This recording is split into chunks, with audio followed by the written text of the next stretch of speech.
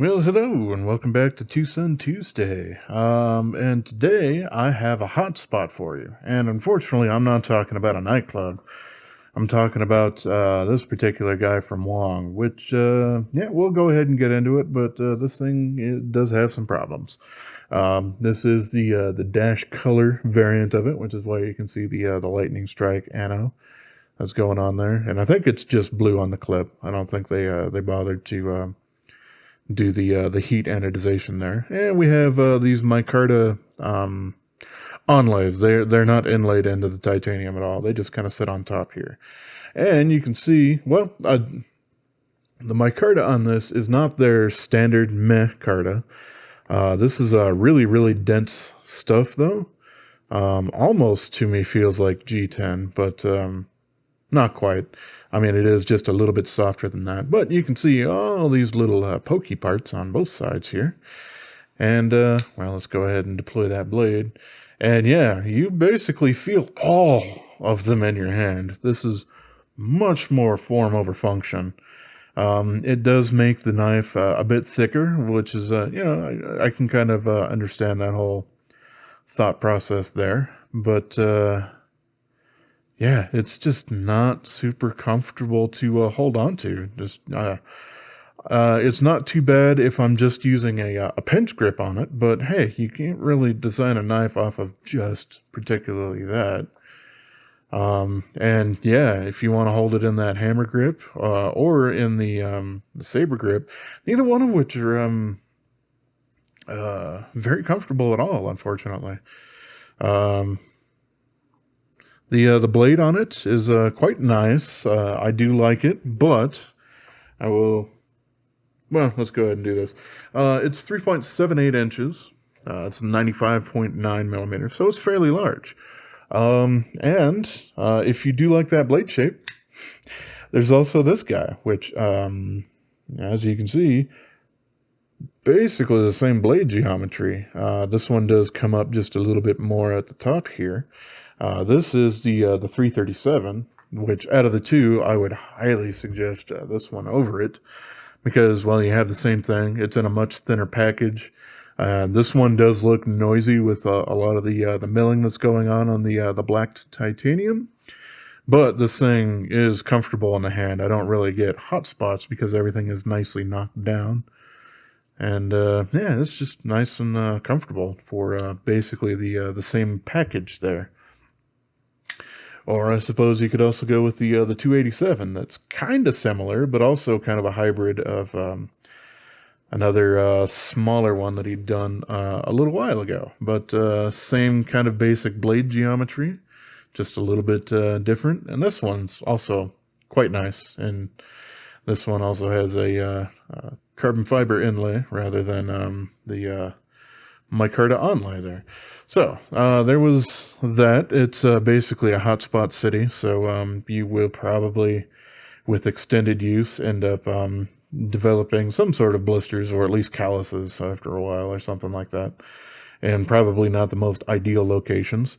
This one also, they haven't really done any scalloping on the liner lock there. You do have just a little tiny bit of lock bar access, so it's not just you don't fumbling through words. That's always good.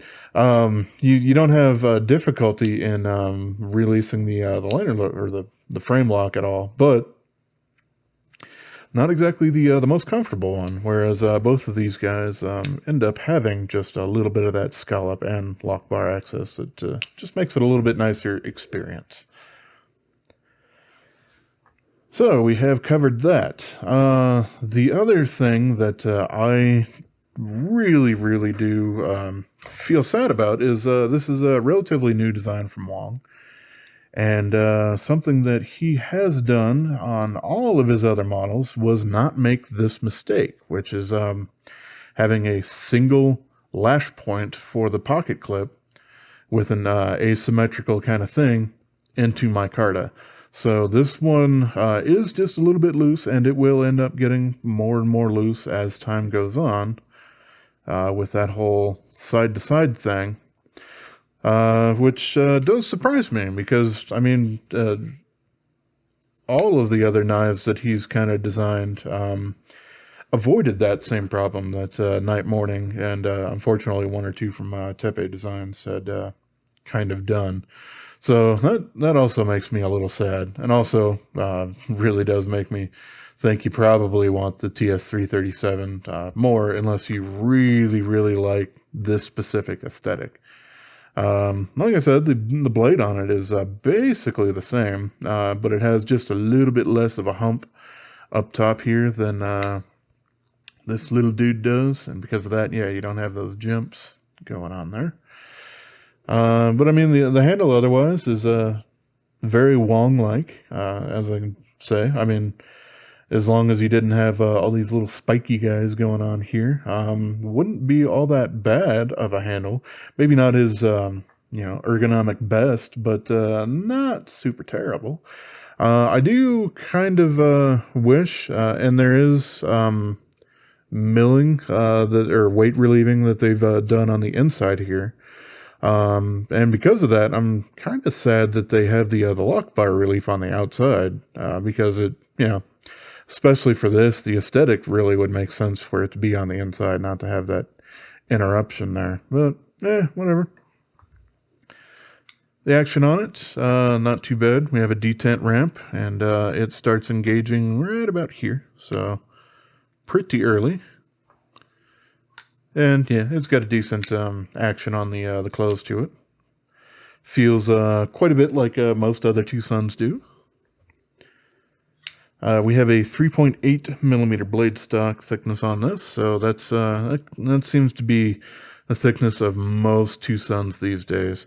Now, it does have a little bit of a swedge back there, so it looks a little thinner just from the top down here, but it does get a little bit thicker before it ends up dropping down there. So it's kind of a high saber grind sort of thing there, which is fine. This one is it's about average behind the edge there. Not super, super crazy thin, but still very, very serviceable. And as far as the thickness on this goes, because we have these micarta onlays rather than inlays or something like that, this is 0.63 of an inch, so fairly thick. That's 15.9 millimeters. The pocket clip does work decently nice on it. Unfortunately, it does have that problem where it will most likely end up getting loose over time. That's a little unfortunate.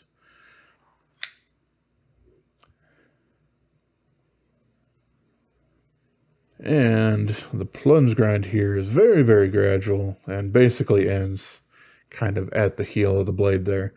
So I've sharpened this, and I've basically just avoided putting much of a smile on there. But I think the next time or two that I would sharpen it, it will end up getting that. And I mean, that happens with a whole bunch of TwoSuns. It's not anywhere near exclusive to this design or this designer. So, or this brand or this designer. So, yeah, I guess take that either way that you will. It is nice that it actually has a sharpening choil going on for it, but yeah, that plunge grind doesn't really do it any favors. And also, I wouldn't have minded somewhere, maybe on the back here, or possibly up top here with that swedge, having a little bit of jimping there.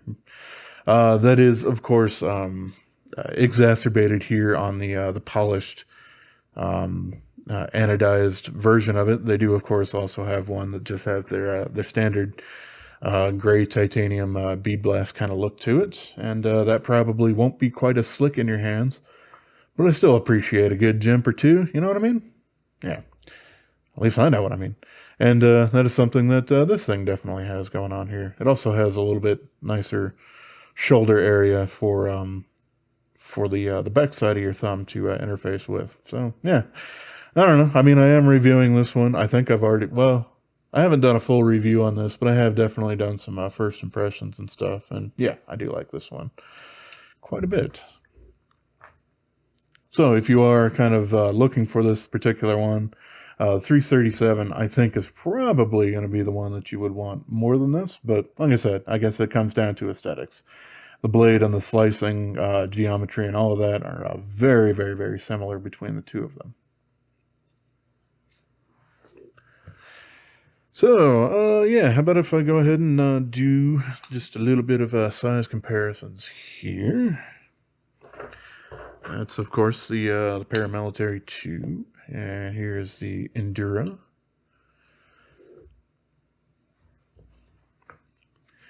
Let's go ahead and jump over to some Benchmade guys. So there's the bug out up top. Where the heck did I put? There we are. And here's the Benchmade 940, of course.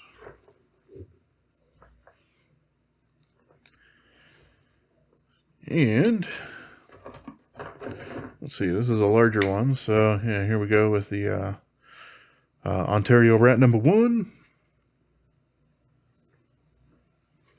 And I don't know, I haven't pulled this thing out for quite a while. Here's the Mannix 2 XL.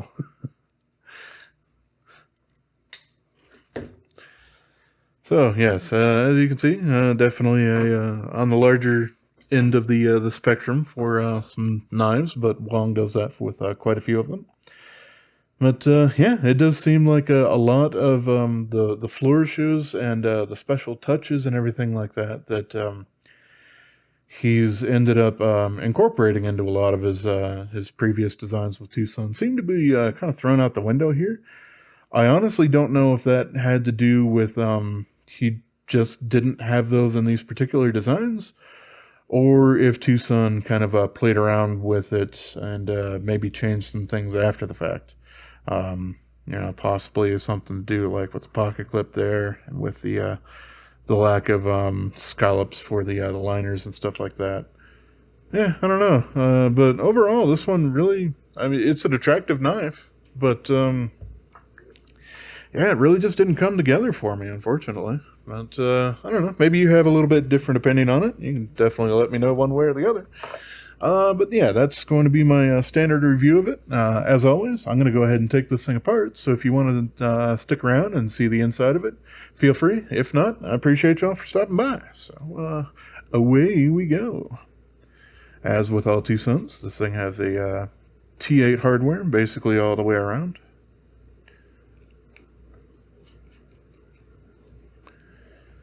We got 2 lash points in the back and very, very small pivot compared to the larger pivot collar that seems to happen on some other ones here. There's the other side of the micarta there. Yeah, it's fairly thick, but yeah, you can definitely see it is not inlaid at all. It is just an onlay there. And knock, knock, I'm coming in. Whether you like it or not. There we go. Poke those guys out.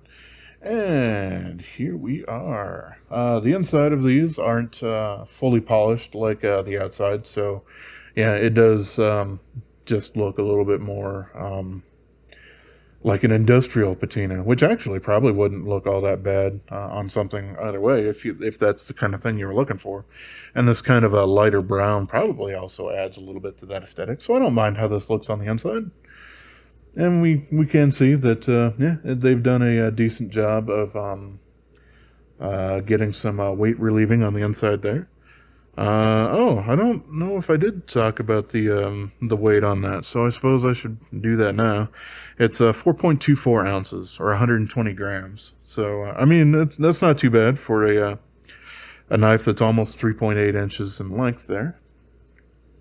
Of course, we have their D-shaped pivot, which on this one is interesting because the D-shape, I've seen them do this on just another couple of newer designs where that D-shape is actually on the show side rather than the lock bar side.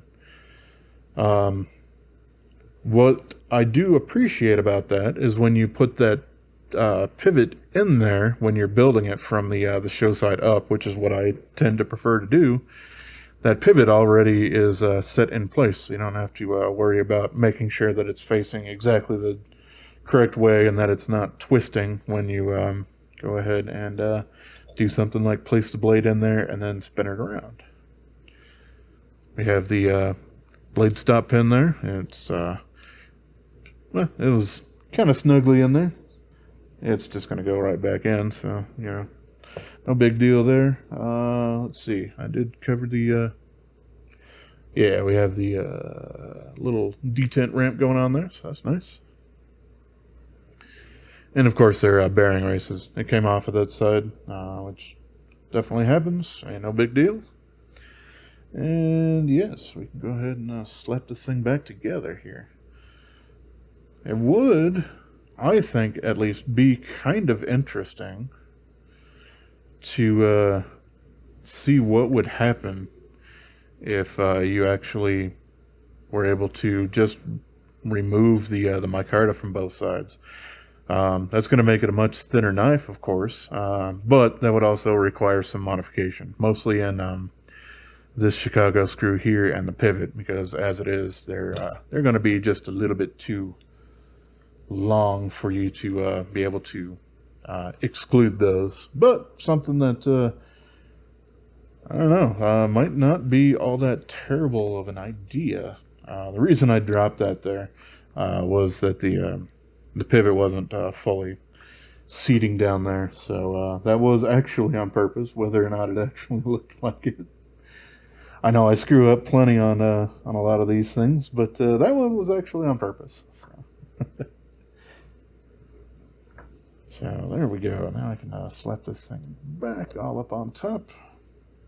And the pivot's actually going through. Good. That's what I want. And then, of course, slap the pivot on there. There's some wrist cam in case you have missed that recently.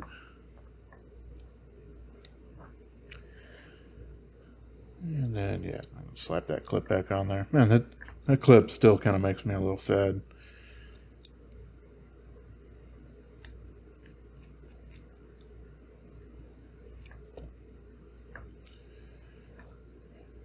And the much shorter Chicago screw through just those little guys right there. But yeah, nice and easy to end up doing any maintenance on it. See how my centering is. Yeah, it's pretty good.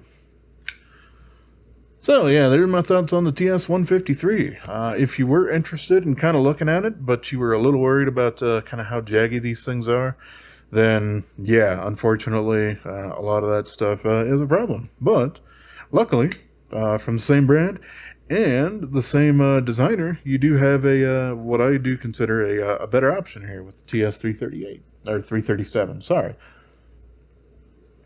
This one, of course, does have a coating on both the blade and the titanium. I do believe they use PVD for it. It's fairly durable and nowhere near as expensive as Cerakote or DLC or anything like that.